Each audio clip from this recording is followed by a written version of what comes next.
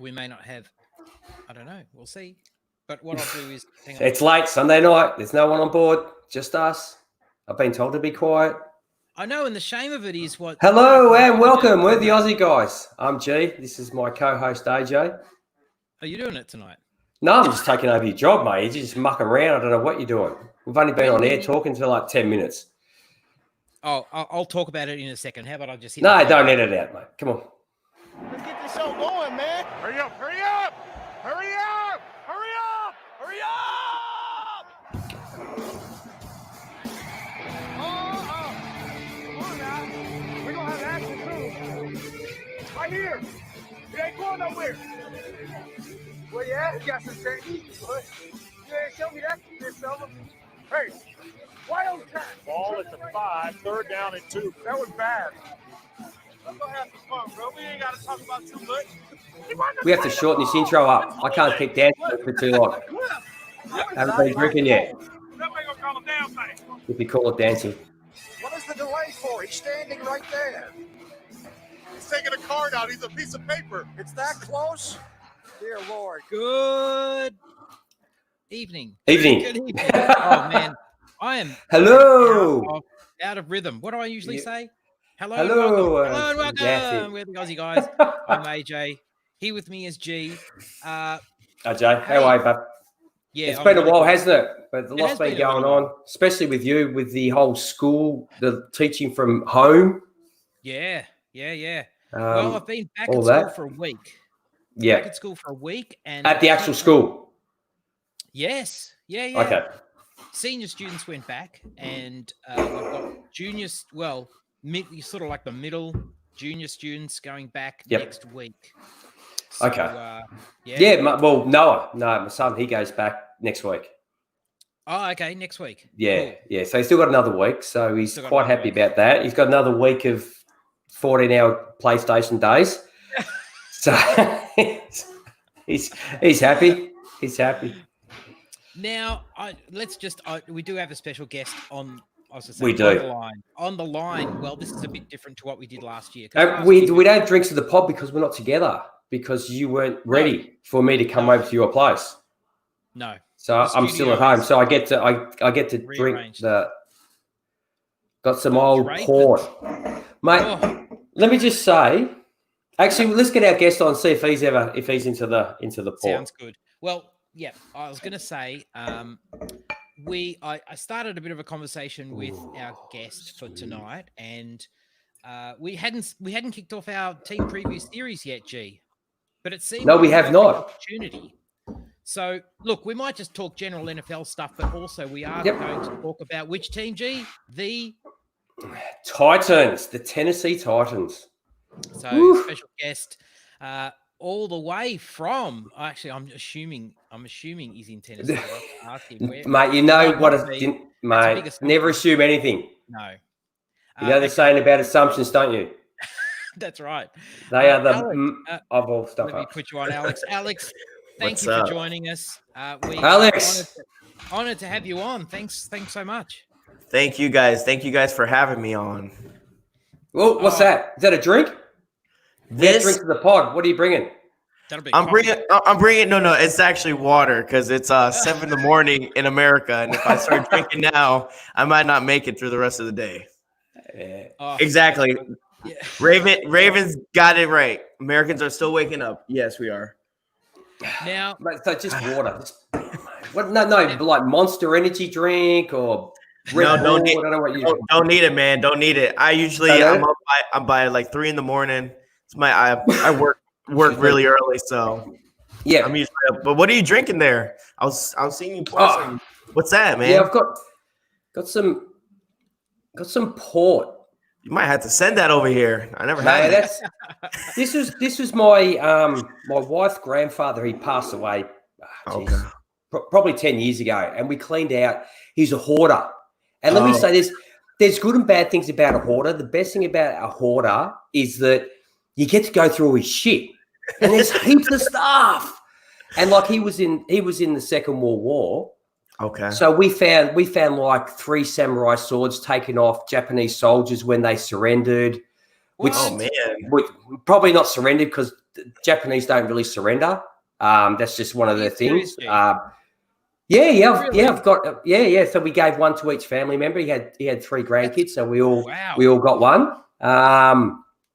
And just like old newspapers from like World War II in like mint condition. Like, oh wow, that's cool, man. And anyway, we found.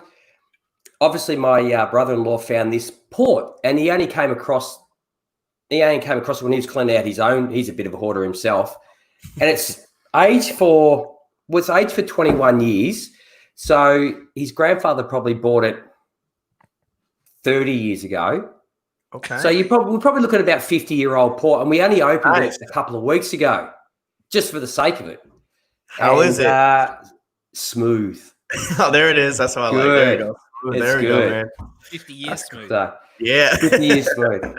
Man, does port go off? Does it ever reach a point where it's I don't know if it go. Look, I don't know enough about it, but I know that I have had port where this has got a like a glass or a glass top where you can get it corked. And I've opened one before, and it's just what's the saying? Is that the saying? Is it? Well, there you go. And it just all fell when you try to get it out. It all just fell into the port, and then after that, it's just surfed away. Yeah. So there's probably used by date more to do with the cork than there is actually do with the port itself. Yeah. But I suppose it's just a fortified wine, really, is it? So wine goes off. So I suppose eventually so does port. I mean, it's fortified. I'll tell you a quick story though about wine. A good mate of mine, his business partner, a wealthy guy. Yep. They opened a $40,000 bottle of Grange, which is right, and it was corked, and he had to tip it down the sink. You're kidding me? No. You're joking. No. If it's corked, you're done. That's it. You're gone. Yeah. It's no good. It doesn't matter. And you don't know it until you open it. You're probably not familiar with that, Alex. So we have no, not really. That's probably like the most expensive. Without doubt. In Australia. Oh, really? Penfolds Grange, and the bottle. I actually have one. I have one that it's a 1985, and I was going to open it for my 50th. I turned 50 last year. I was going to open for that, and then stuff happened, and I just forgot. But it's worth about $1,500. Oh wow! So that's cheap, mate. Mate, I don't even know if you can buy the bottom version for $1,500 these days. So you're doing well. See, we're just all you're talking to a couple of rich blokes here. No, not really. My wife bought it for me probably about 15 years ago, and when she bought it, it was about maybe I want to say $400, maybe. Okay. Yeah. No, you're probably right. You probably can get something like that. It's not something you could sell it, but as you said, like they still have the corks in them. So like there's a certain percentage that are corked always, right? Mm-hmm. Yeah. Yeah. Your choice of beverage, Alex? I'm all about the Tennessee whiskey. I love the Tennessee whiskey. Yeah. It's nice and smooth. I can drink it straight on the rocks. I don't really need to have anything on it. Mate, you don't destroy it with like Coke or not even a dash of soda, really, do you? No. It kills it. Just leave it straight up. A nice little beautiful cup. If I start drinking now, my wife might get pissed. Oh, she drinking too? No, she's probably asleep still. With my son. Yeah. Now, Alex, I was looking at your YouTube channel. Yes, sir. And you did have a few clips where you did a little bit of a tour of your studio. It looks pretty sweet. We can see the back wall. Yes, sir. Cool. So you got a really nice setup there. So it's a bit of a home gym as well. Is that right? Yeah. Well, with all the quarantine that's happening, it was just a normal. It's my garage. Again, I don't have any tools. I'm not a handy guy, so I was like, you know what? Might as well make this another room. If I need to go away from everyone, I just lock the door. I'm just hang out in my house. In my garage. I do have. If you look, I do have a sofa. I do have other teams as well, other flags. Nice. And that's my snowflake. Oh, right there. Knicks. Yeah. So I'm a big Knicks. That's fan. sad, isn't it? It is. Sad. Mate, I'm a Knicks dude. Oh, really? Yeah, So yeah. I don't follow it, but my family lives in New York. I got a big family in New York, so when I was there, it's just like I went to a Mets game, so you start following the Mets and you follow the Knicks. I never followed the Giants, even though they all follow the Giants. But yeah, it's just, you know, and then I dragged my poor son down with me into the Knicks, and he plays basketball. Well, You know, I always said for like my son and sports teams, I go, the only teams he needs to follow that I won't let him have a choice is the New York Yankees, because I'm a big Yankee fan, and the Tennessee Titans. Other than that, he could pick whatever hockey team he wants, whatever other teams he wants. But those are the two teams he's stuck. He's gonna be with us. So why? Okay, you got New Jersey Devils, is that right? Yep. Yeah, New Jersey Devils. Yeah. So and you've got the Knicks. So you've got two basically New York sort of based teams. Mate, why the Titans? So originally I'm from Jersey. Okay, I live in Texas now, but I was born in Jersey. So yeah, you know, the accent can't lose that. So I have obviously I went for New Jersey Devils because that was the only thing in Jersey at the time other than the Nets. New York Yankees because I mean my family's a big Yankee fan. We never cared for the Mets. My dad was a big Met fan. It was either you're the Mets fan or it's like the Jets and the Giants. Like you pick your poison.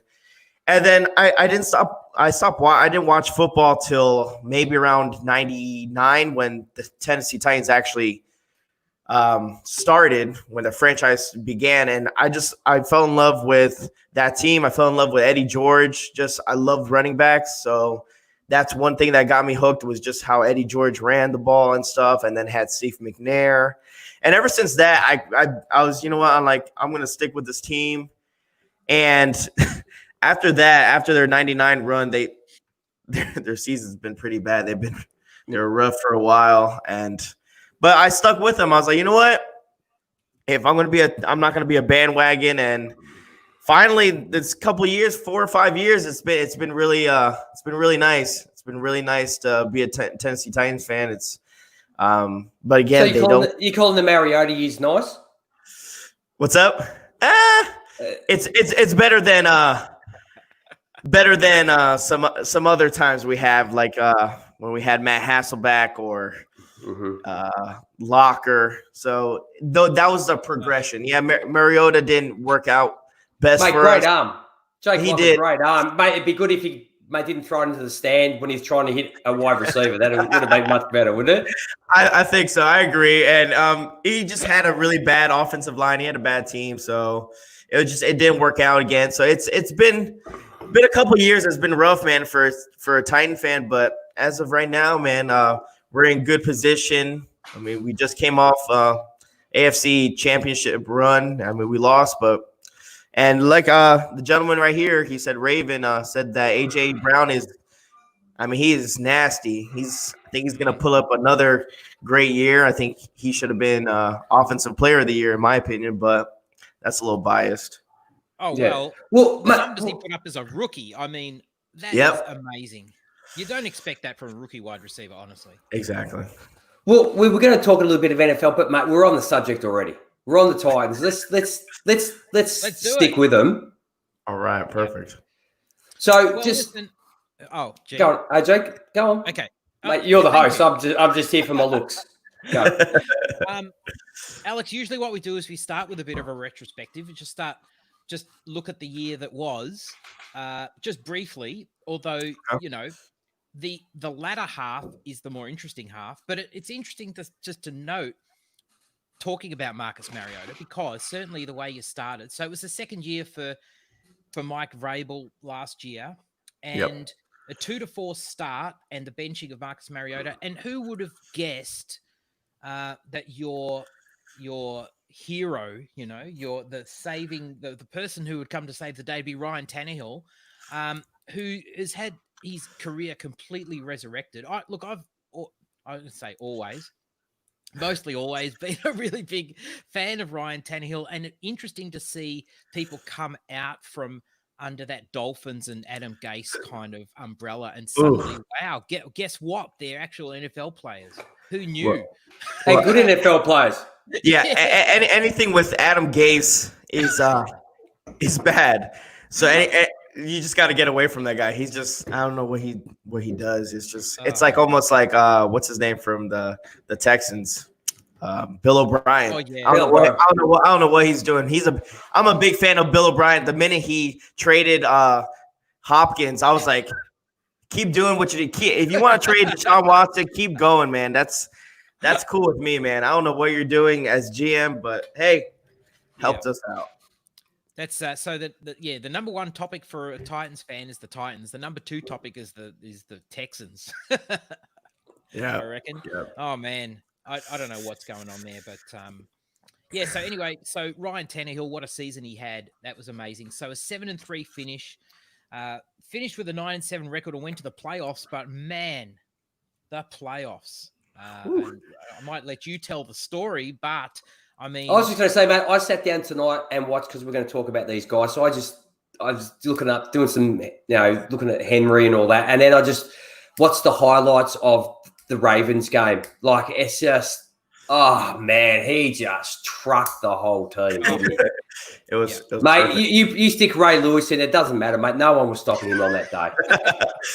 He's such a big guy, and the thing is about Derrick Henry is that he just gets better the more times you feed him the ball, and the later on, as the defense gets tired, that's when he starts getting better. And that's I seen him in person. I seen him in the airport, and he just doesn't look normal. He doesn't look like a normal human being. His thighs are like the size of my body, just like one of his thighs are like the size of my body. It's just, he's ridiculous. He's such a big human being. It's scary. Mate, I've talked about him a fair bit over the years. Like when he came out, I said, mate, you got to check out this Derrick Henry. I don't know where I had him in my rankings when he came out, but I went back and don't forget about his college tape. Go back and have a look at his high. I said, go and have a look at his high school tape. The dude was that big in high school, mate. It looked like an adult, like kids trying to tackle an adult. It looked so bad. It was so, and he did it. I think it was in Orlando or something like that. I know he his high school was in Florida, and he broke the records for that. But it did. I saw those videos, and it was so funny. He'd be in the backfield and, he'd stand there and he'd lean over and put his hands on his knees just waiting. And he's still a foot taller than the quarterback. And then he stands up and it's like, oh, my God, mate, you got to check his birth certificate because he should not be playing high school football. And it's just, it's incredible. You never know what he's going to turn out like because you see a lot of those guys that are big and eventually everybody catches them or they start playing against guys their own size. But he's just become, what we saw last year, an absolute monster. But we'll get onto him a bit further down when we start talking about the running back core and whatnot. But you continue, AJ. Sorry, we sort of got sidetracked a bit. Playoffs. Yeah, I mean, now we knew New England wasn't the team that they had been last year. Yeah. I mean, you could see that, but you can never write them off. I mean, exactly. That team with Tom Brady under center. And, those other pieces that are, a defense and no offense, basically. Yeah. Tom Brady and Julian Edelman, that was about it. Especially, I mean, look, the season they had, sure, but in the playoffs, it's the Patriots. And the Titans went into Foxborough and won. That was the first time since 1993. I was 1933. But went in there to win. That was an amazing effort. And then had to play the Ravens as G already mentioned, and absolutely pummeled them. And then had to come up against the Chiefs. So, you lose to the Chiefs in the AFC Championship game. There is absolutely no shame in that. And what a year. It was quite a year. Best thing about the Patriots is that we actually We ended the dynasty. They actually have shirts as "ended the dynasty" of the Patriots, which I love. I love that. It's awesome. I mean, it was great. But again, like you said, you can't really count out Tom Brady. I don't care how old is he. He's still Tom Brady. Oh yeah. And I went into that game really nervous watching it. I had the white Tennessee Titans helmet over here, and I had everyone in my house kiss it for good luck. Put it right on the dining room table, and as I was watching it, and it was such a close game and such a defensive battle. It's not really offense. It was more defensive game, and it was a really great game. And then for the Ravens, man, I love that everyone, again, ESPN always counts the Tennessee Titans out. They're always going to do that. We're not a big market, so it's not too much hype around us. But it's cool because look what happens. And I give that game was won by our defensive scheme. Dean Pease, I mean, he played that to a T. Like, he knew exactly how to beat Lamar Jackson. You know, keep him from running within the outsides and try to have him throw the ball. And he couldn't do that. And it was a perfect scheme. I think that was excellent on Dean Pease's part. And I'm going to miss Dean Pease. He left, he retired, and that might be a little question mark for the Titans defense coming up this year. But that was the whole point, was it? It's don't let Jackson get out wide. So don't just defend the edges. Don't exactly. Don't overextend yourselves. Yeah. Just stop him from getting out wide and make him throw the football. And we still don't know what he is as a passer, really. Exactly. I mean, he's most dangerous when he's outside the pocket. And he can throw the ball, don't get me wrong, but his main thing is running. But that's where we kept on. Our linebackers didn't bite. There's I've seen a couple of plays and stuff where you can see where he kind of jogs to the right and he looks like he's going to run, but he's waiting to see if that linebacker is going to bite, if he's going to go or not. And they held their ground. And again, that game was excellent. Well executed plan. If you want to look at, how to exploit someone's offense, I mean, Dean Pease did it to 100% perfect. So where's Dean Pease going now? He just retired. He retired. He just retired. Okay, so yep. So listen, maybe head over to Atlanta. I don't know about that. They need a tiny bit of help on their defense. So, I mean, an exciting year potentially ahead for the Titans. It all began really with the draft. So let's talk about what they did in the draft. And I mean, I guess the downside of being in the championship game is picking at 29. But in a draft that was pretty deep in offensive line talent, I mean, Isaiah Wilson, he's just a little lad, isn't he? Just a tad bit. 6'7", 350 pounds. I mean, just what you need to put in front of Derrick Henry. Ooh. Imagine that. Scary. Well, the thing is, it's hard for us to imagine the size of these guys. Our sports don't have 6'7", 300+ pound guys, walking around in general public. Nor do you see it's just generally. No, we're not here. We don't, do we? Really? We're just walking down the street. No. It's just I just want to come across a few of these monsters. Just as there's a few guys at gym I train at, and you sort of get an idea of how big some of the guys are. Mm-hmm. But mates, 6'7", 6'8", 350. Yeah, these are freaks of nature, sort of, aren't they? Yeah, and he's only 20. He's a 20-year-old. He's only 20. Jesus, he's only 20 years old. He's ridiculous. That's scary. I don't know what they're feeding him, but oh man.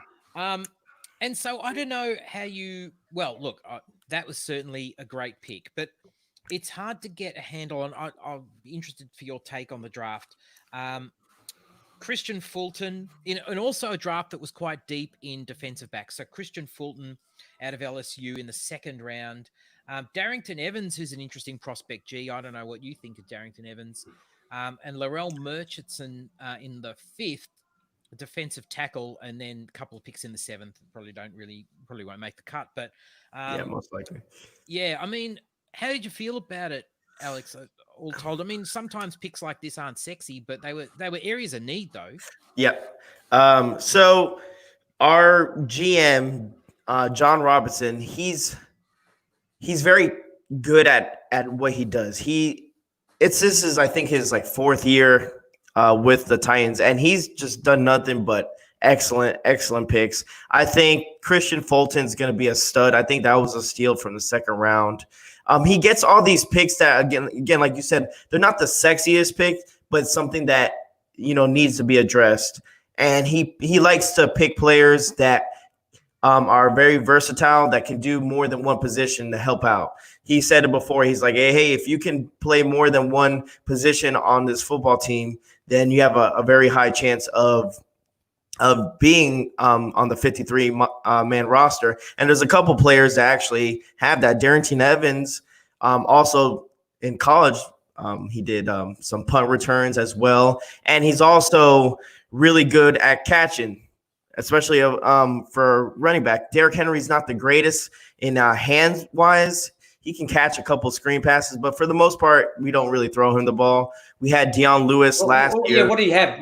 He had like, was it something like 18 catches for the year? Derrick Henry, something like that. Yeah, Derrick Henry usually is not the one to catch and run. He usually just runs. But we had Dion Lewis last year, who was kind of our guy, almost like a Darrington Evans, which is basically he's going to catch or screenplay and stuff like that. But we got too predictable. It was like every time Dion Lewis was in the game, we knew it. Everyone knew it was going to be a screen pass. I knew it was going to be a screen pass. So hopefully with Evans now, we can change it up because he's also quick. I think he's a better version of Dion Lewis.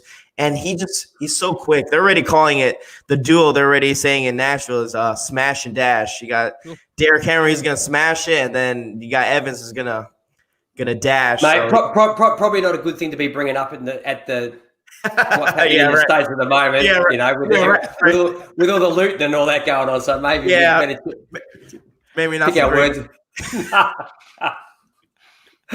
So, AJ. Keep going. Yeah. Sorry, I interrupted. Just no, that's it. We could probably go to you, G, and start. Okay. Usually, I do the offense. Trying to divide up the offense and the defense. But G, you go and launch away. Where did you want to start? Okay. So we'll start with the quarterback, and for the past few years, you've had Max Mariota or Mariota. We call him the Japanese QB. After Goodell. So he was dubbed as QB, after a 2-4 record. And he finishes with a record at the Titans with 29 wins, 32 losses. And you go and start Ryan Tannehill in week 7. So you just signed into a 4-year extension for $180 million. Now, more than likely, he's not going to see $118 million. But he might not even see 3 years of that. Who knows? If it all goes to hell this year, who knows what they'll be doing. But he finishes 2019 with a passer rating of 117.5. And when you look at his stint at the Dolphins, he was 7-9, 8-8, 8-8, 6-10. And let's face it, the teams he was playing on really were average. No, that's even talking them up a bit, isn't it? Yeah, saying that they were average. And then when he sort of had everything going, he had the receivers, he had a decent team. He goes and tears his ACL after an 8-5 start, misses the whole of 2017, and then comes back and starts 5-6 and is replaced by Brock Osweiler and finds himself at the Tennessee Titans. So when he was kept clean last year in the pocket, and we'll get onto the offensive line, they did a great job. Well, they started off a little bit slow and got better as the season got on, as the whole team did.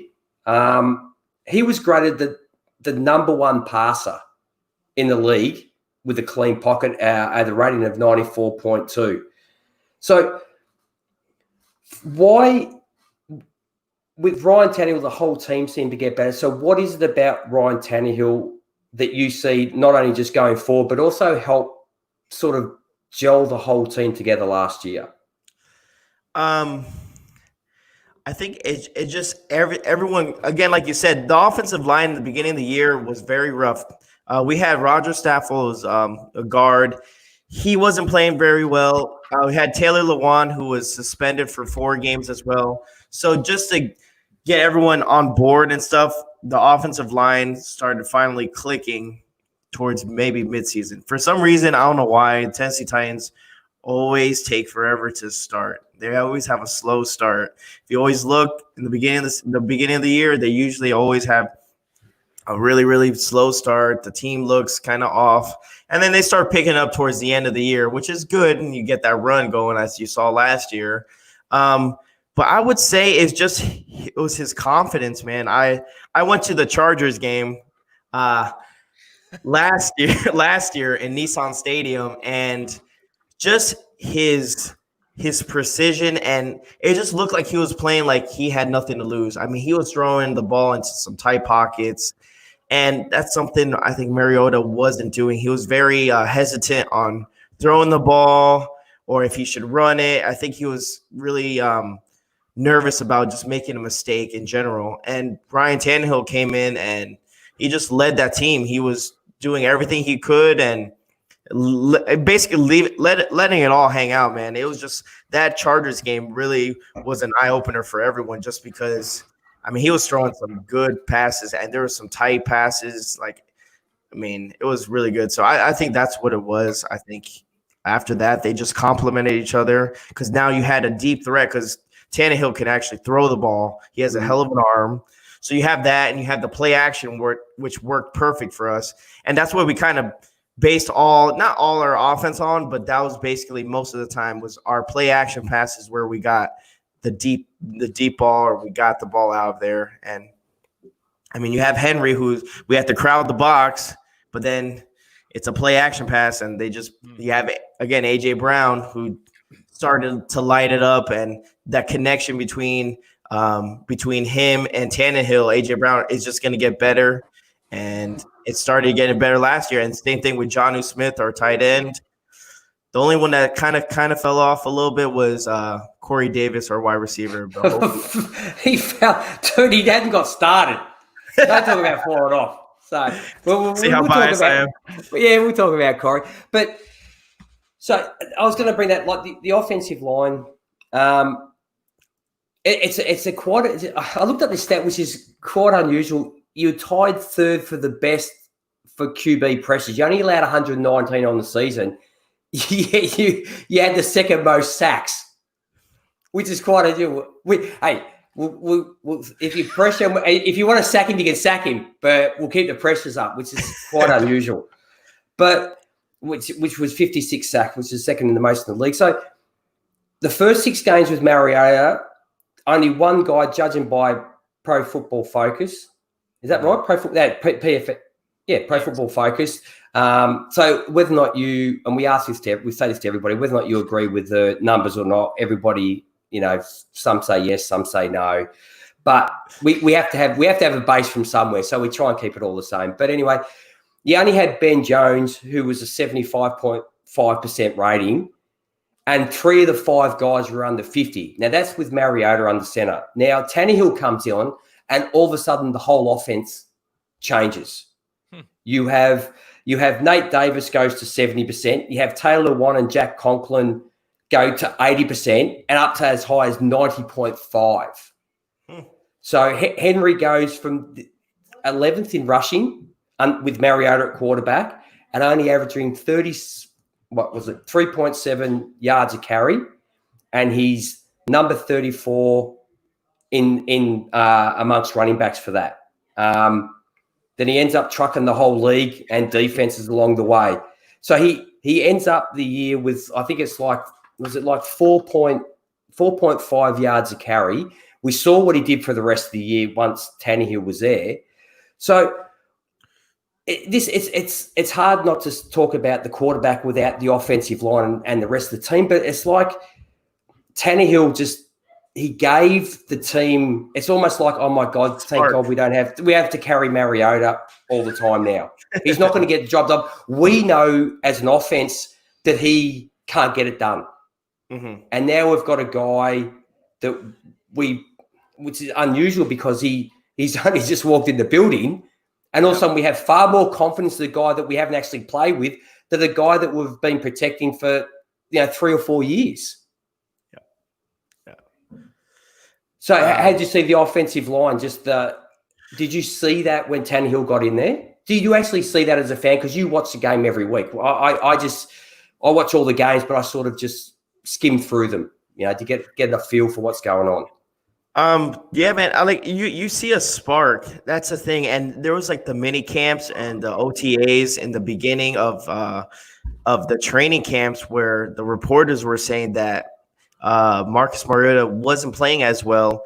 And when Tannehill would do the reps for the team, I mean, he was lights out. I mean, they said that this guy, like, he looked really, really good. But again, the Tennessee Titans, the coach said there's no QB competition whatsoever, that Mariota's the guy for the team. And I think that's something they just have to say. I think our owner, Amy Shrunk, I think she was really fond of Mariota, and I think the coaches, as Mike Rabel, was really fond of Tannehill. And I think I don't think they were clashing head, but I think towards the end, I think Mike Rabel wanted to go with Tannehill because obviously they picked him. I mean, John Robinson, and I guess it was, again, that game against the Broncos when he threw the two picks and he wasn't just moving the ball at all. That game was really, really bad. I think that's when they're like, okay, it's time to pull the plug. And again, Tannehill just gave that team that spark that we needed. And it was really, I think it was a great move. Isn't it unusual, though, because if you look at Mariota, like I think Derrick Henry's probably, his per carry distance is probably further than what Mariota throws it per pass. but it's not. But if you look at it, it's not as though the Titans weren't moving the ball with Mariota. Even though it looks on TV like, mate, every pass is 5 yards, they still move. If you look back at the numbers and that, they still were able to move the ball.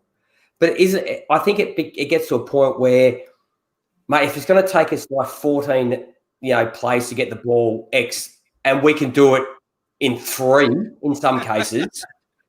It does. It just gives the whole team. We can now go 5 yards if we want. We can now go 15 yards if we want, instead of 5, 5, 5, 5, 5.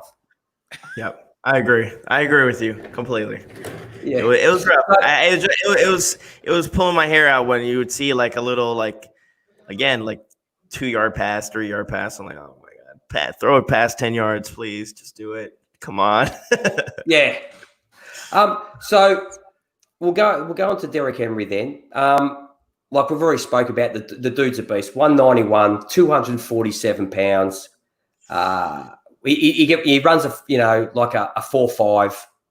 Yeah, that's the scary part. He's such a big guy that he can run so quick. It's scary. God. So now not only do I need to find somewhere where there's a really big dude walk around, now I'm going to go up to the big dude, go, mate, could you run 40 yards really, just so I can see how quick you are? People are going to think I'm strange here, but let's just look at sort of like the growth of Derrick Henry. So he comes into as a rookie. He gets stuck behind DeMarco Murray, who he paid good money for after having a good year at the Cowboys. Then he goes in his sophomore year, still stuck behind Murray, yet on less carries and only one less TD, more yardage, more yards per attempt, more yards per game. So year 3, Murray's gone. You bring in Dion Lewis to be his what do you call it? What do they call it when you have the funny dude in a movie? Comic relief. So you bring in some comic relief. So he goes into year 3. Henry's the guy. Mm-hmm. Except Dion Lewis takes 155 carries away from him that year. But he goes over 1,000 yards rushing, bangs home 12 TDs. So he ends up the season 215 carries, 1,059 yards, 12 TDs, 4.9 yards a carry. So now we're getting to see Derrick Henry. We're starting to see Derrick Henry now, aren't we? So, but you can't take away his rookie year. He still carried the ball 4.5 yards a carry. Sophomore year was 4.2. So now he has his last year's his breakout year. He is the guy. Lewis was basically, I think it got to the point where Vrabel was just like, we really don't want to use Lewis, but we have to because we can't leave Derrick Henry on the field the whole time. He needs a rest because I think if they could, I have a feeling they would have left him on the field the whole time. Yeah. So 303 carries, 1,540 yards, 16 TDs at 5.1 yards a carry. So it's incredible. So is it a combination of I wrote down a few things. Was it the case of now that you have a quarterback that also threatens in the passing game? Was it the O-line got better? Or is it just sort of like the magic potion of everything came together at the same time to make Derrick Henry's year? I think it's a little bit of everything. I think, like you said, Tannehill has a deep threat. I mean, he has an arm. He had AJ Brown who was playing, so we actually had that deep threat. We had the offensive line that finally was starting to click and started to protect better. And you saw in the game as the game progressed, you saw it. And I don't think I talked about this, but Nate Davis in the beginning of the year was completely horrible. Oh my God. I think I could get away. Like I could get away from Nate Davis if I could. Like he couldn't block anything. I don't know what was wrong with him. And then towards the end of the season, he started getting momentum. He started doing a lot better and he improved very much. So I think it's all that mixed together. Didn't make Derrick Henry because he did have that. He still had that potential from his rookie year, like you said. Just he was behind Murray, and then after that, when he was supposed to be the guy, then he had Deion Lewis, and Deion Lewis had most of the carries. So I think they were just trying to figure out where he best fit, and I think just last year just showed it, and everyone's like, okay, you can't not knock this guy. This guy is the guy we have to go to, and I think that's what it was. I think you're right. Everything mixed in. Everything together. just came together. Yep. So, but it's quite unusual because these are paid professionals and they know it's their job, and they know that any given year could be their last year. But you're always going to block the best to your ability. But when you have a guy that's behind you that you know that if you can just move the guy just a little bit more, like 2 inches, that the guy running behind you is going to take it 10 yards because if you've given that 2 inches, it's amazing. And you have that and you know the guy can do it, that you do run block just that little and you pass block just that little bit better. Even though you're a professional, I'm not taking anything away from him, but there is that psyche that you can do it better. Yeah, definitely. And you saw it in the Texans game, the very last game of the season, where they were trying to break the record for rushing yards. You can see the offensive line talking to him, and I think Taylor Lewan was telling his offensive line, he's like, "Oh, this is how many yards he needs. Let's go. Let's do this." So that group itself, that gives motivation for everyone. If you see one player succeed, everyone succeeds, especially the offensive line, because that's a big part of the run block and him getting all those yards is, the offensive line. So once they scored and they broke that record, you can see how excited everyone was celebrating, and slapping his helmet and stuff like that. And basically it was all the offensive line that we jumped on them and were celebrating. So that sparks up that offensive line, Yeah, for sure. So, because there was a lot of criticism about Derrick Henry just because he's a big guy and he's not like I put him down as when I look at running backs, they're a 90-degree cutter or they're a 45. Like Derrick Henry's not a stop jump, like a juke sort of dude. That's just not his game. So he copped a bit of criticism for that. But man, once he's got 2 or 3 steps, you're struggling. You're seriously struggling to bring him down. Well, that and size matters. It does, and especially if you're going to try to tackle him. I see people try to grab him from like the waist up, and that's like don't do that. What are you doing? So that's stiff arm. I mean, look at the Jacksonville Jaguars. He stiff armed the whole team when he took the 99 yards. It's just up there. It's just it looked like it was men against boys, and he was just pushing that team around.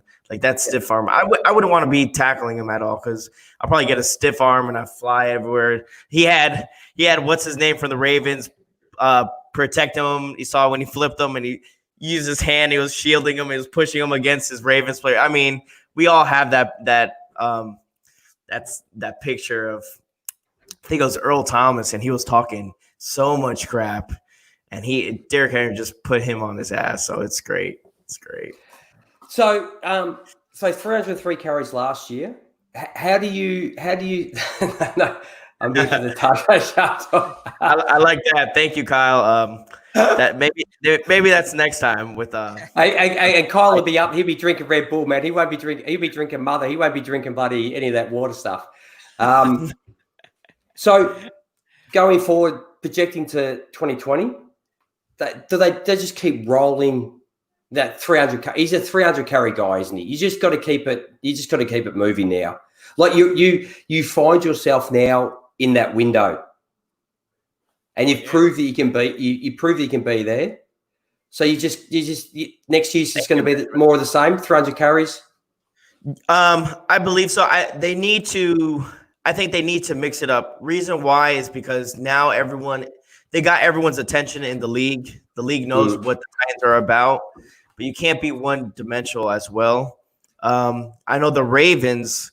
They had a hell of a draft class. Cool. I mean, they boosted up. I mean, that's what the Ravens did. The Ravens said, what did we do last year that we couldn't stop the run? So what they did, they got a bunch of people from they got Campbell from the Jags.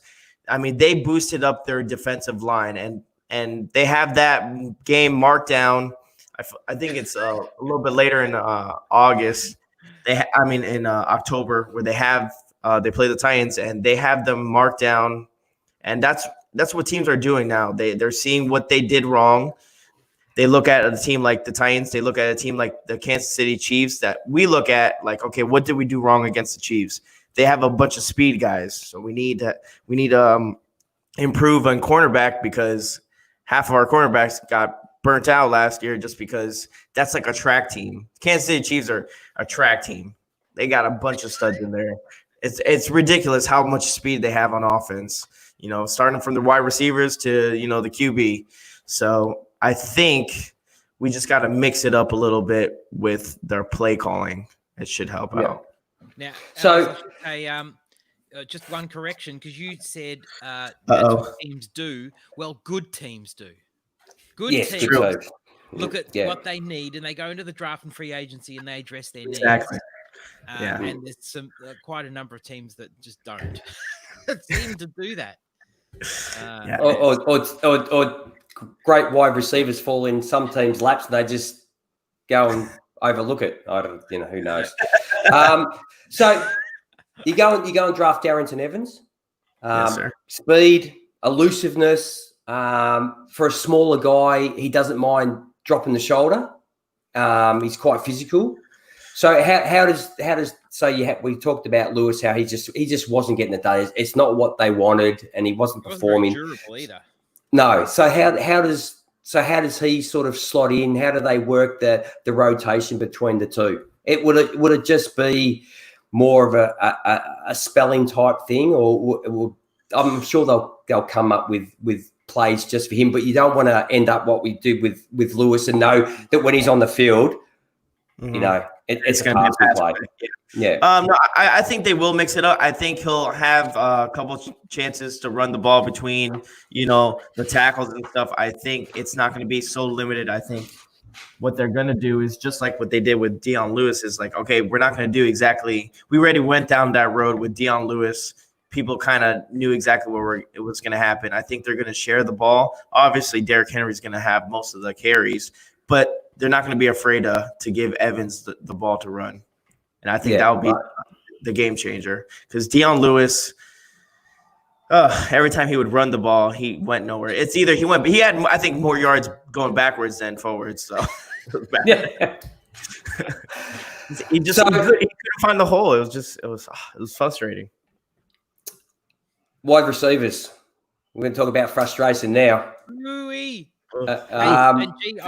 sorry, I don't want to steal your thunder, but I'm going to a little because I was a little bit of a Corey Davis truther in that I thought I think that Mariota is the one holding him back, and I think that once Tannehill gets under center, we're going to see a quarterback that is going to be the perfect fit for Corey Davis. But it didn't really pan out that way.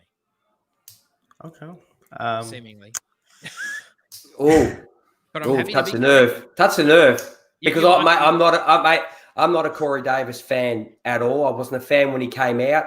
I thought it was quite laughable that people used to say he's got that sort of AJ Green thing about him. I said, yeah, well, there's exactly the same measurables. That means jack shit. Once you're on the field, he ain't no AJ Green. And he hasn't panned out really at all. And maybe this year might be his Devontae Parker year. Who knows? But you also that's what we're hoping. Yeah. That's what you're hoping.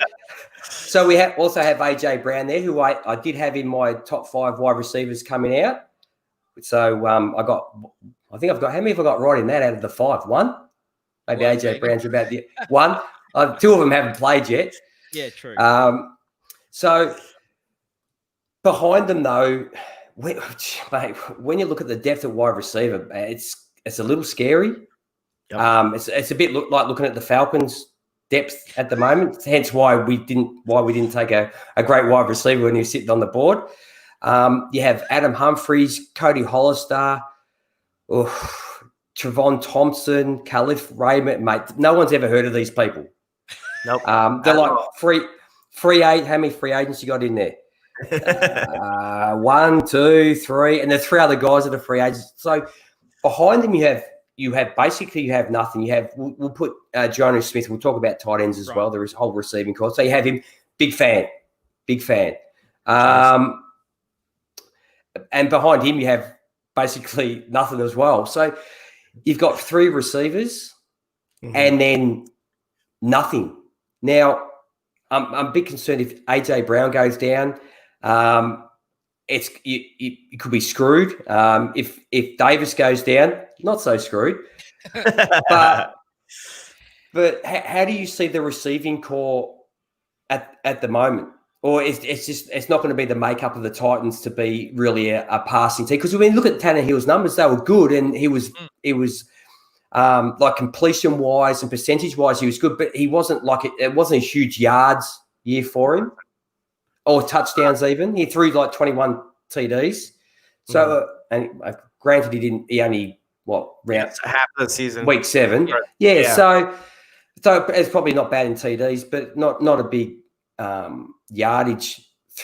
He had some big games, but so how do you see the receiving core? It's just how it is. The 2 guys you have, one sort of, and that's a lot of effort on a second-year guy, isn't it, in AJ Brown? That's a lot of hope. It really is. There's a lot of hype behind him. I believe our receiving core, I wanted to draft. So I thought we were going to draft someone, wide receiver in the draft, and we never addressed that. I do think we do need to address that. Surely Humphries doubles his targets. Yeah, and that's another thing. Humphries was hurt for most of the season. Towards the end of the season, he started clicking with Tannehill. He was like his third down guy. He was really reliable playing in the slot. I think Adam Humphries is going to have a really good year. I think a lot of people sleep on him on that. But as I'm just going to look at who's available in free agency still for you. Well, right, I'm going to look it up. You might need somebody else.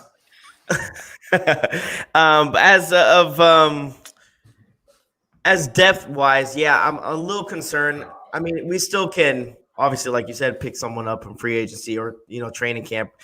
People might shine and stuff like that. I know they're really big on Khalif Raymond, and the times that Tannehill has thrown him the ball, he's come down with a touchdown, and he's a burner. He's the quickest wide receiver on our team right now. So you have that, but it's with Corey Davis. Again, a lot of people are hoping that it's his breakout year. I hope so, but at the same time, he just hasn't lived up. Maybe it's because he was a number 1 pick, 5th round pick. I mean, the 1st round pick, number 5, and maybe that weighs over someone's head as so much potential. Maybe he wasn't a 1st round pick. Maybe he could have been a 2nd round, and it might have been not too much pressure on him if he was a 2nd or a 3rd round wide receiver. But since he was a 1st round, there's a lot of pressure on him. And unfortunately, he just never lived up for the hype, even with like AJ said, like with Mariota. He was back and forth with Mariota. And then when Tannehill came, Tannehill never threw him the ball. There was times where Corey Davis was open. He just looked at someone else. So at the same time, Ryan Tannehill said that he was willing to work with Corey Davis and get that connection back, but it might be a little too late. I don't know if we'll pick him up maybe later on for less, because I know that we declined his 5th-year option. So maybe we get, if he does really good this year, maybe give him maybe a $10 million maybe for a couple of years. Who knows? But that's the death in wide receiver is very concerning. You're right. Like we said, AJ Brown. Let's pump. I think maybe the whole thing's been lost because so many people are talking about AJ Brown that you don't look. You're not looking at the receiving core as a whole. You're just looking at AJ Brown. He's just look at the star in the making. Yep. But look what happened in the Patriots game. Tannehill. We didn't throw the ball that well because they covered AJ Brown and Corey Davis couldn't get separation. I think he only caught 1 ball that game or 2 balls that whole entire game.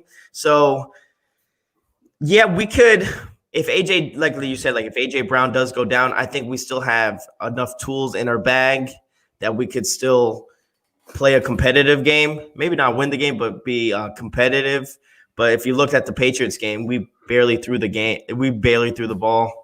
And we still got the win. I mean, it was an ugly win, but guess what? A W is a W still. So, oh hell yeah, yeah. Jonnu Smith going into what this will be his third year. He got picked up in 2017. Was his rookie. So yeah, is that right? 3rd. Fourth. I'm not very good with 4th. Not very good. 4th. So going into his 4th year, we saw what he can do last year. I think with last year was maybe not a break, what they call a breakout year, but mate, he was starting to knock down the wall. He took a massive step. Yeah. Yeah. So you got a guy that size, great set of hands, mate, and actually the run was about 43-yard run, mate. It took the safeties and the corners even with a good angle, man, at a bit of time to run him down. Yeah, I understand. When I remember watching that game, I'm like, who the hell's in the backfield? Who is? I'm like, that's not Henry. I'm like, who the hell is that? And then when they started running, I was like, oh shit, that's Jonnu Smith. That's awesome. So again, Arthur Smith, offensive coordinator, if he can plan and add those little trick plays, those are really good. And Jonnu Smith has that talent where he could do more than one thing, and you can see it that he has that breakaway speed. He has really, really strong hands, and he's really tough to bring down. As you saw, he looked like, I was like, who is that running? It was just crazy. No, a big fan. So so you got 3 receivers anyway. The rest of them, and Humphries, if you want to put him in there. But look, you made do last year. I'm pretty sure you'll make do this year as well. So, mate, as far as offense goes, I'm out. AJ, we got defense. D. Okay. Ooh, this is where I start to nod off. So. Well, I mean, the Titans actually added did they add a couple of Falcons? So they added Vic Beasley. In the offseason, G. So there you go. I didn't even notice he was playing. Was he still playing for us last year? I think so. He just didn't. He was off. He's inconsistent. He is. That's what happened. Yeah, but inconsistency is good from maybe game to game. You can put up with it, but not season to season. That's true. You don't perform one season and then just disappear, and it's just what the hell happened to that guy? Absolutely. Well, listen, the Titans D, I think, maybe on the stat sheet a little worse than I would have expected. Like I feel like it's a pretty good D, like an above average D. Well, I guess technically they are because they were the 12th overall D statistically wise, but 12th versus the run, 24th versus the pass. And I mean, you added Christian Fulton, so that makes sense. And you also added, what was the guy in the 5th? Laryl Murchison, defensive tackle. Man, he's not even close to the size of Isaiah Wilson. He's 6'2", 297. He's a dwarf compared to Isaiah Wilson. For a nose tackle, I would have expected a bit bigger. Maybe they can swap. It almost feels like they should swap. But I mean, you got some handy players in all levels of the defense. But I think two guys I really like in the middle in Jayon Brown and Rashaan Evans. Interestingly, that I think Jayon Brown has really eclipsed Rashaan Evans, and I really like Rashaan Evans, but I think he did sort of start to come on last year after being sort of initially disappointing.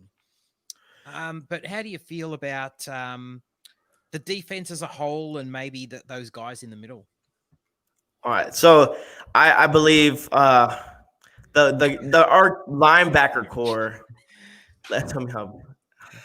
Oh well, look, I just we're playing a league.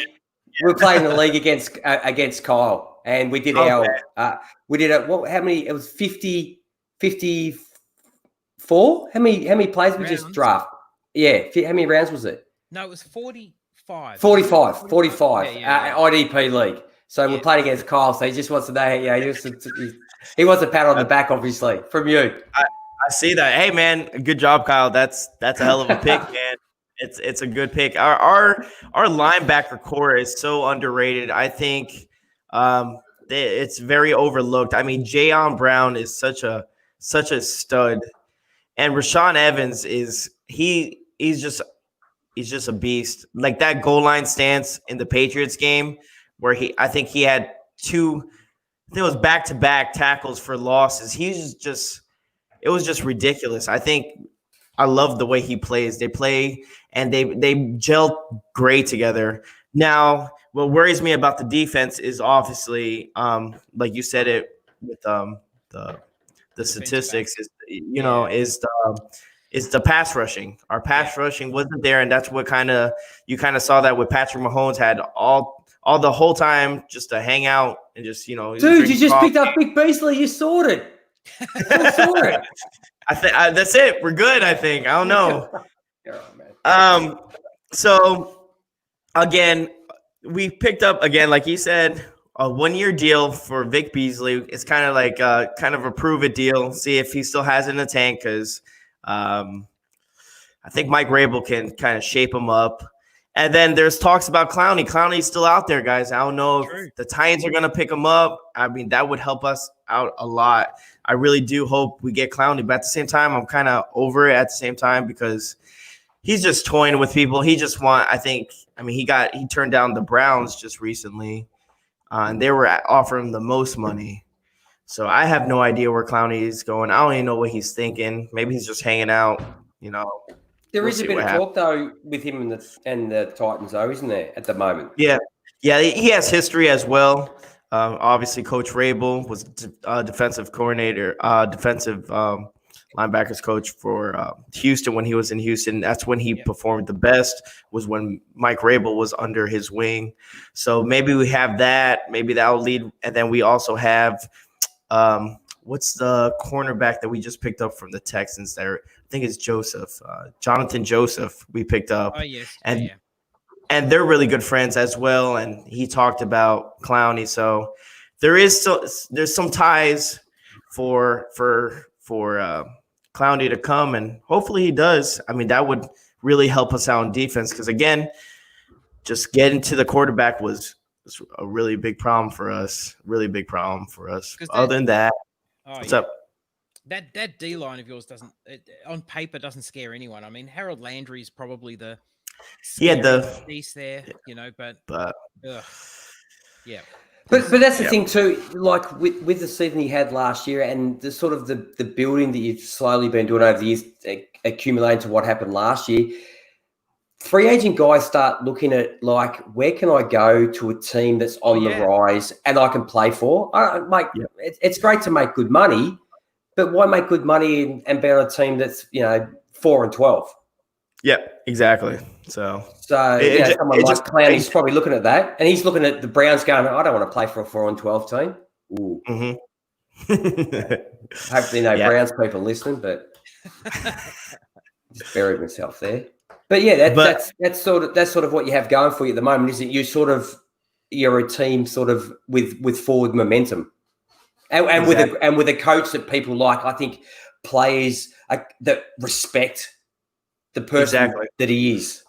Mike Rabel is a player's coach. You'll see him in the videos and stuff. He's lining up with the defensive players, helping them out, getting physical with them. So that's a player appreciates that kind of commitment, and people love playing for Mike Rabel. You can see it when they play and stuff, and especially after the win from the Patriots, everyone hugging. Where are those kids? I was going to. That's my next question. Thanks, Ben. I was going to ask, man, what the hell's going on in his joint? Like, I was gonna put the green screen. I was gonna get the green screen and put him in the background with his kids and stuff. I don't know what the hell was happening there. I was like, I know they asked him like, what is happening? He's like, it's been too long. We've been in quarantine for too long. I was like,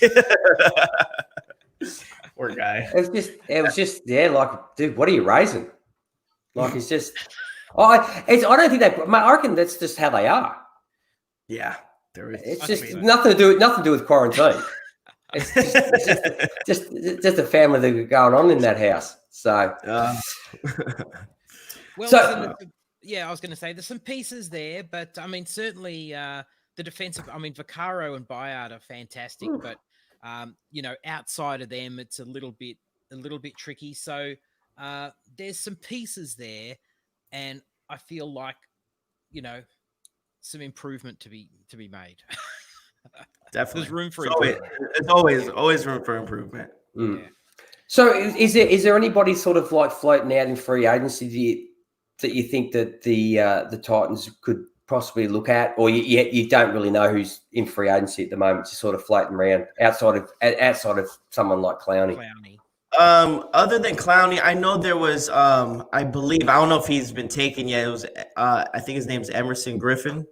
Is that? Oh yeah, is that his name? Yep. Yeah, he's still a free agent. So yep. I mean, he's up there in age, but still give us something. I mean, we had Cameron Wake last year, and he's like 38. So why not bring someone who's like 33, at least to try to help boost something, So if we don't get Clowney, I had my eyes on Emerson Griffin would be a nice little piece. So we'll see. And like we said, you're sort of in that window, aren't you now? Like, you're not.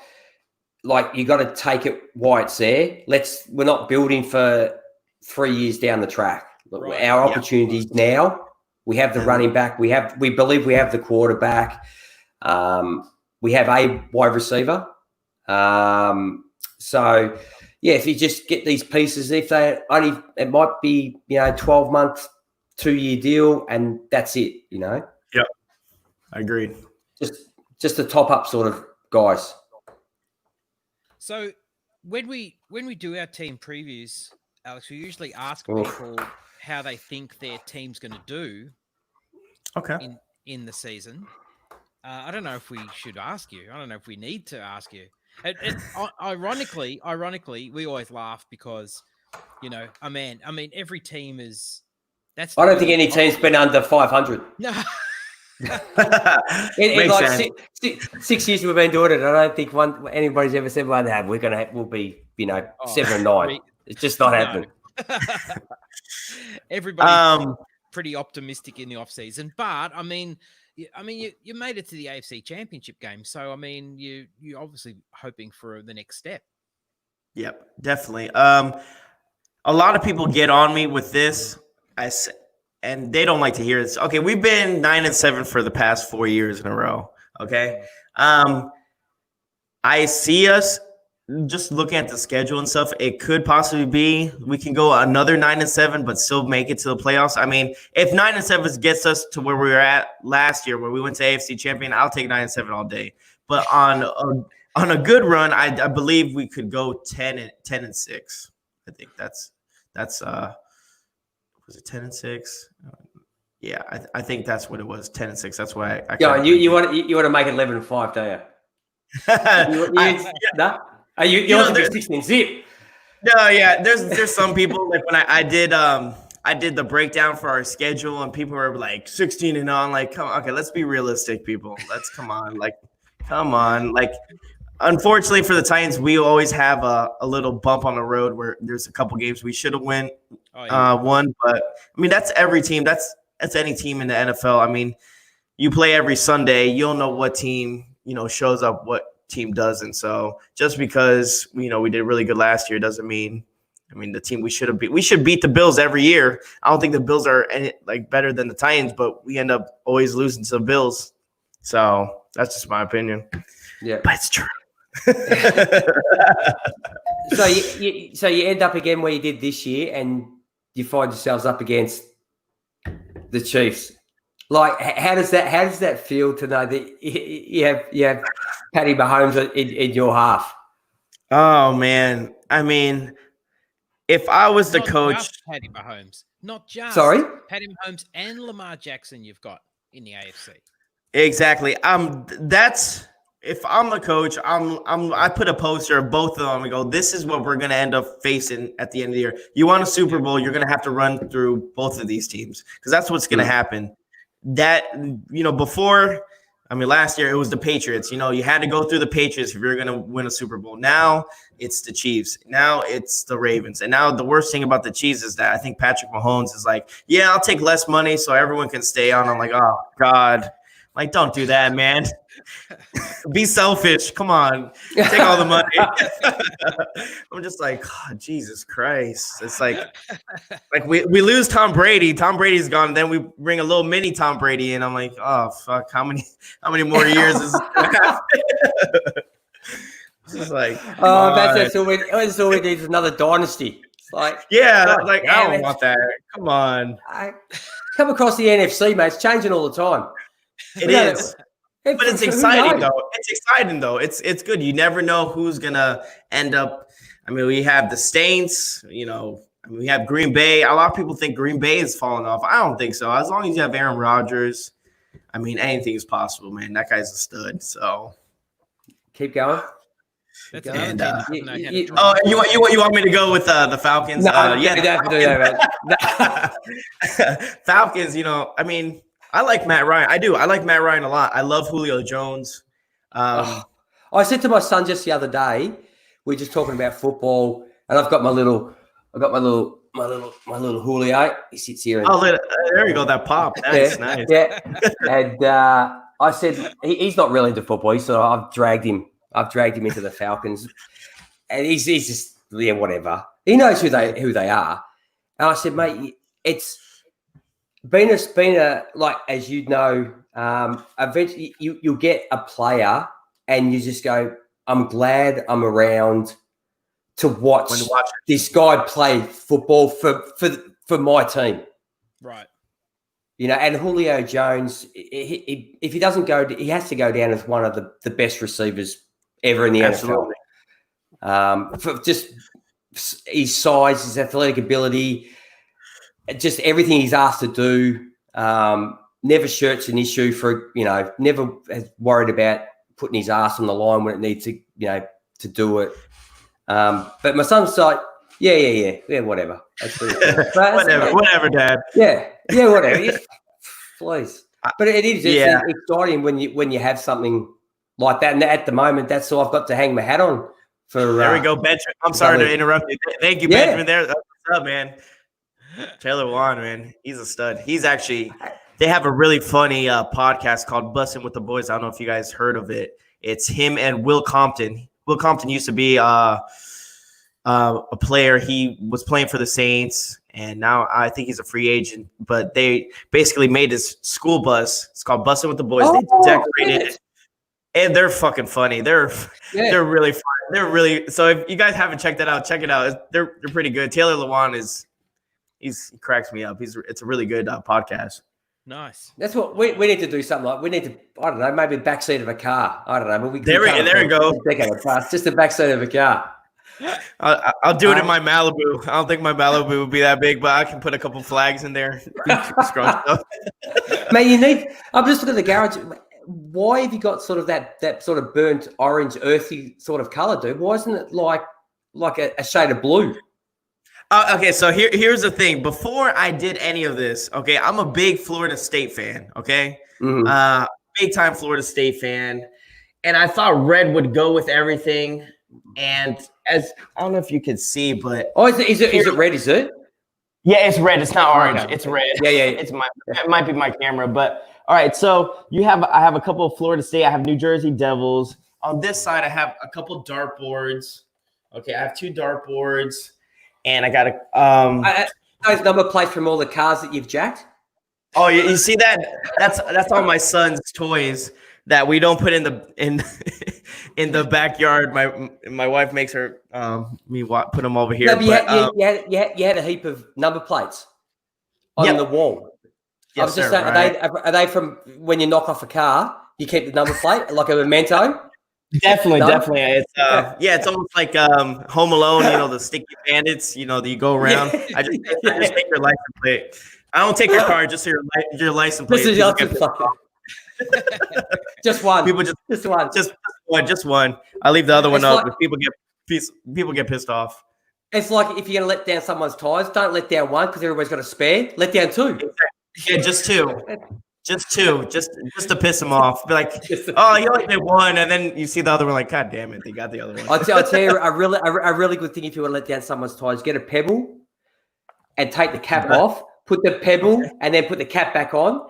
And then you walk away, and no one catches you letting down the tire. You just walk away, and the tire just goes down by itself. Hey, perfect. That's for future reference. Thank you. If anyone pisses me off, I got it. Thank you. No. You sound like you knew what he was talking about. No. I heard it from a mate. But yeah, the background. I wanted to do I actually was gonna buy paint to do light gray. The light gray, I think, with everything. But yeah, at first when I started all this, I really wasn't gonna do all Titan stuff. I actually had a Yankees flag where this is, and I had the Tennessee Titan, and then I had the American flag. But as you know, I grew and I started doing the channel. If you see, I got a bunch of Titan stuff there. So I was like, you know what? That's gonna be a backdrop because it was a little weird. My first couple videos, I had Yankee stuff. If you see, I have Murderers Row, and that's Yankee stuff. People are like, that's a little weird. What are you talking about the Titans? But you have a billion other stuff. So I just kind of went basic and just put all Titan stuff. And over here, if you look, you see the Cowboys. That's actually not I went to the game. It was the Monday night game against the Cowboys, and I actually crossed out the star, put an X on it, and I put the final score where Tennessee Titans actually won. That was a good game. It's a good game. And you got one of those. What do they call them? Those big balls. Man. Yeah, the exercise balls. I have I have a slam ball. I have a couple things. I try to keep myself entertained when the wife is driving me nuts. I go in here and start slamming the ball. I punch the bag. There we go. That should be. That's great. That's good. That's good. Don't come back. Everything's okay. I'm okay now. So just the Titan symbol. Yeah, your logo. The flaming tack. The tic tac. Yes or no? It's time for a change.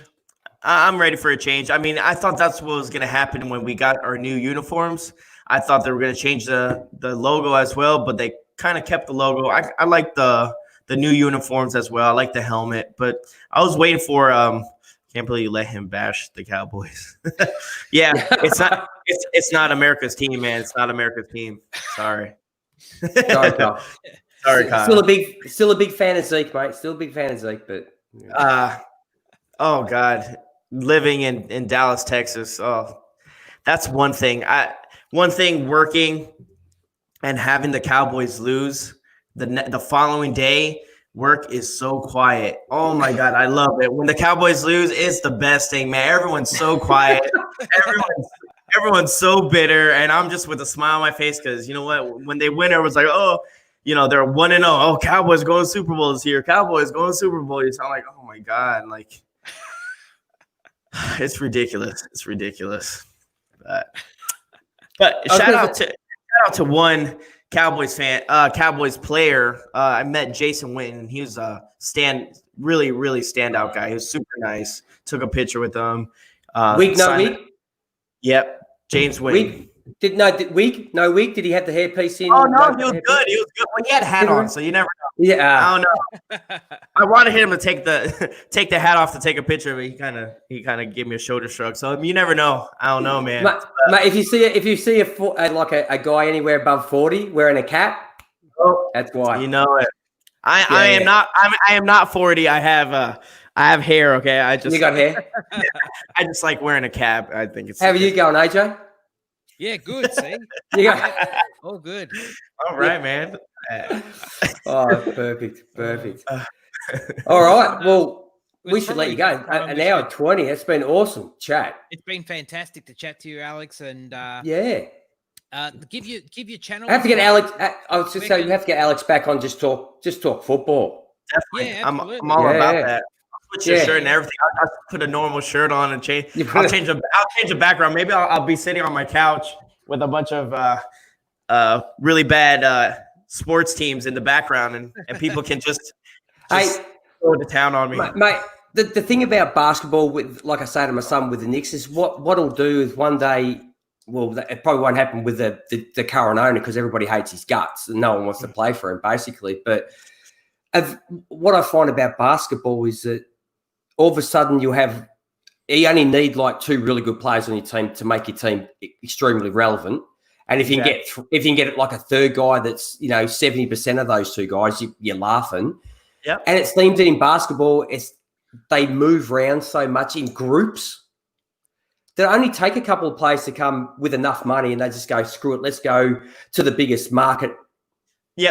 On the planet. Like I said before, it's the owner. So it's funny though.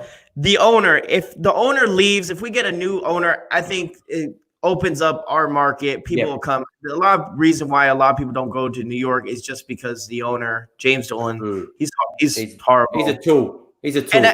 And that's what I said about the Cowboys. I tell Cowboys fans all the time, they get really mad. I go, once Jerry Jones steps down. No, man, don't. Hey, no.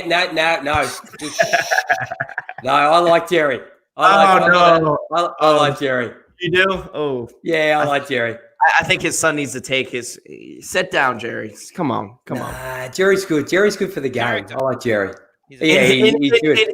His submarine yacht in the draft. I was like, dude, what the hell? How big is his yacht? He was just like hanging out. He looked like something from a James Bond movie. It looked like he was the bad guy, and he was just like on a big ass screen. I was just like, Jesus Christ, what the shit? Man, I had to look it up. I had to look up Jerry Jones's yacht. The yacht's bigger than that living room is bigger than my house almost. I was like, oh, dude. It's just like that's insane. It was like, mate. Not that I'd knock one back if I had that much money. I'd be out there buying them as well. It's just like that's the cool. He just went like I like Jerry Jones, man, but he just went up another notch. Yeah, with that big. At the room he had all decked out. It's almost like a nightclub. He just needed a bit more like neon.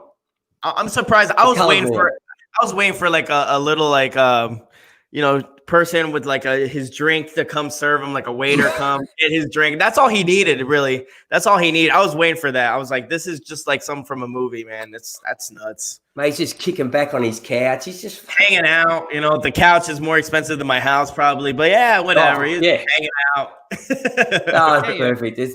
I think watching the draft like that was so much better than the actual NFL draft, like the normal version. I agree. I liked it. So cool. I liked how it was really cool. But Goodell's basement was pretty like it was so like basic. It was so basic. Mate, you could have done seriously with technology today. You could have done so much to make it look, I don't know, just better. Like he had a little 36-inch screen with some, make the whole thing. Like, why not make the whole background the fans? Yeah. And when you go up there, your whole background's the fans. You know who was the GM or coach who had that house look like it was so modern? It was like all white. Who was that? That was Arizona. Cliff Kingsbury. Yeah, that house was all.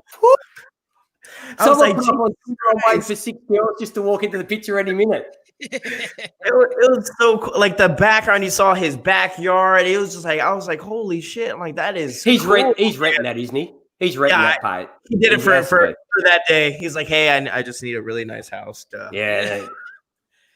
He was kicking back. There's no furniture in.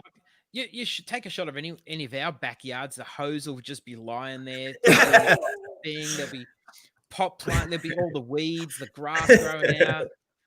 Man, mate, I just spent the whole week cleaning my house up, mate. I got a big, massive skip and chuck stuff in there, and it's one of those things you hire that the big skips they put on a construction site. So I just got one of those. I've done a bit of work, and I thought, mate, I'm really proud that I was able to fill it. But I was also disgusted in myself with how much shit I have lying around the house that I could throw away. Oh. So that was my weekend anyway. So yeah, it's still out. Yeah, it's full, mate. Don't worry about dropping anything off. 3 a.m. today. 3 a.m. Some serious shit. I almost expected someone when it got dropped off the night before I started work to come out there. It was half full with other people's shit. Yeah. Because that's what's happened. So just on the draft, like whose place like really let you down when you looked at it and you go, I expected more. As in any NFL team in general? Yeah, just any GM's house or owner's place. I'm trying to think. I mean, Mike Rabel, to be honest, was pretty plain. So was John Robinson. It was just like an office, right. But maybe I was a little disappointed in Jerry Jones. Maybe he should have been on top of a skyscraper in Dallas where he rented out the whole restaurant or something. That would have been cool. But where it should have been, he should have been on a deck chair outside the yacht. Exactly. Where people are talking, people talking about going to quarantine, and he's just not giving a shit. Just whatever. Who cares about quarantine? He's just living his life like that. Just sitting on the sun lounge, just on the top deck, just living life. Just you see Mosey get up and walk across to the pool or the spa with a bunch of models and him like telling his wife to go inside or something. That would be awesome. That'd be good. Next year. Maybe next year. Yep. Maybe he'll probably doing it from his private jet next year. Just fly around in circles around Dallas. So we don't lose a connection. That's all awesome. All right, well, mate, it's been absolutely awesome having you on, Alex, and we should let you go and start your day. So you got a young child? Yeah, I was going to say, give your channel a plug, and where can people find you on YouTube? On Twitter. Okay, so my YouTube channel, if you guys want to subscribe, I have former football players I try to interview once in a while and stuff like that. I just went live last night with a former Tennessee Titan football player, and we had a good time. So you guys should definitely check that out. My YouTube channel is Mr. Titan, and Twitter, it's Mr. Titan Mr. Titan 5. And I'm really active in Twitter. I mean, as you see, that's how I ran into you fine gentlemen. And it's again, thank you guys for having me on. It's been a pleasure. I had a great time. And remember, we all have to talk about Titan. Yeah, my name is Mr. Titan, but we could always talk about, NFL in general, man. We love football. Americans love football. And guess what? It's 8:30 and I wake up. I'm like, I'm ready to talk some football, man. I just not drinking alcohol just yet, because then I can't cut the grass. I might miss a section of my grass if I try to cut it drunk. Hey, so just one last thing before you go. How do you see, with everything that's going on at the moment outside of the right, but I'm talking about like COVID-19 and like training camps and the season and the talk about playing games in front of no fans. And look, our football season's just about to start up again after having a 2 months hiatus. Okay. Again. They started the first. I'm just telling Alex G. So we started the first round. We had the first round. Season. They didn't finish the first round. Oh, really? No, they finished the first round. They finished all the games in the first round. They did. And then it was to empty stadiums. Season's over. We'll put on hold. But we, the first game of the season was between two really big clubs, and they sell out. They get about 90,000 people to the game. Oh, wow. You have a stadium that holds 100,000 people with empty, no one in there, and the game was still a game, but it was my team. It was my team playing. Mm-hmm. Who are the current champions? Super Bowl, our equivalent to Super Bowl. And it was just I could only watch one quarter. We have 4 quarters, same. I just turned it off. I just couldn't watch it. You just couldn't. You weren't feeling it. No, it's like going down to the local football. Okay, the skills are a hell of a lot better, but I could go down the local park and watch young kids and have more atmosphere. It just seemed weird. To answer your question about, I believe they will eventually have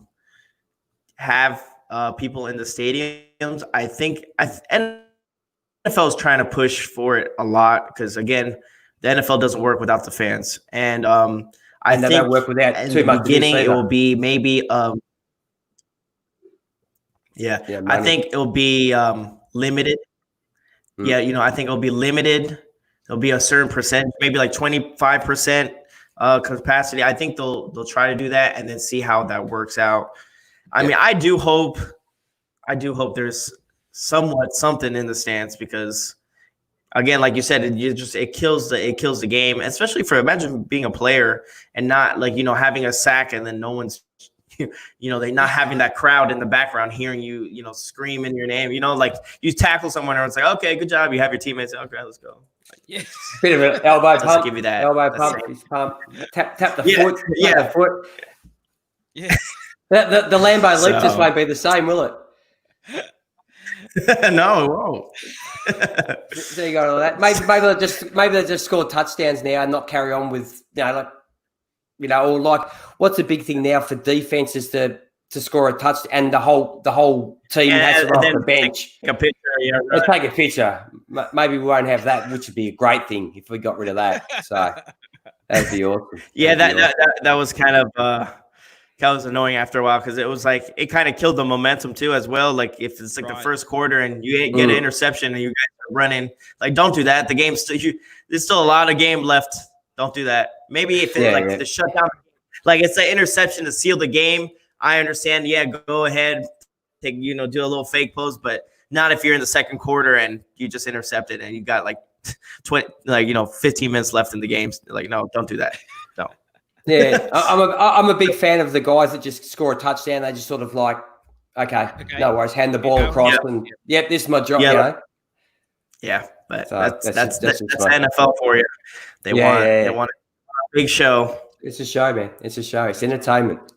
All right, Mr. Titan, Alex, thanks very much for being on, mate. We really appreciate it. Sorry we stuffed around with a couple of nights ago with our internet going down in the area. Hey, man, whenever you guys want me on, and again, I have to pay the favor to you guys. You guys can jump on Mr. Titan as well. And I do appreciate you guys taking the time, man. I enjoyed myself just talking football, man. You guys are awesome. Keep doing what you're doing. I love your podcast. And thank you. Next time we'll just talk football and life and whatever. Alcohol. There we go, man. There we go. Maybe if we do it a little bit. I don't even know if earlier, because then that'll be like 5. I don't know. Maybe I'll drink next time, but I might be slurring and stuff. You might see. We'll get up early and drink, and so it's your night. There we go. There we go. There we go. We'll talk about our wives, raising kids. There we go. There we go. No, they won't listen. They won't listen. But thank you again, guys. I appreciate No, it. right. Okay, Thanks, thanks, Alex. All right. Thanks, buddy. Have a good You Okay, too, well, man. hope you enjoyed that, everybody, and that was the first one of our team previews. Awesome, hey? Kicking No, off. he with was Alex, Mr. fantastic. Titan. Definitely check him out. He's only been doing his YouTube show for a short Jeez. amount of time. I'm gonna start wearing makeup too, man, on this show. I look so pasty. I hate winter. Yeah, I hate winter as well. My word. Oh, But listen, G, it's late, and I'll believe it or It not, I've is. still got a bit of work to do. oof. Correction time. Hairs all over the correction shop. season. Yeah. Ah, All is right, it? well, listen, Yeah. Yeah. Thanks everybody, and Thank you. we'll keep on keeping on. We'll tee a few more of these up, G, and we'll start. We have to getting start them getting our moving. act back together. We've got a few things to do. talk about. We'll get a few people on. Try and get a few people and just talk about everything that's gone on in the last couple of weeks. Players. There's not a lot to talk about at the moment, though, is it? Where No. did you get Shay? Oh man, don't yeah, dude. It's been a full on weekend for me. I didn't wear any makeup, Ben. No eyeliner, bit of lippy, no gloss.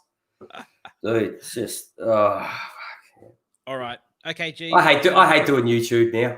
Put a bow on this. Thanks, Yes, everybody. we should. Thank Thanks, you. everybody. Thanks, G. Have a good week, everybody, I know. and we'll be back soon with another team. We're going to start queuing these up. So, all right. Excellent. Thank you. Catch you later. All right. See you, AJ. See you, G.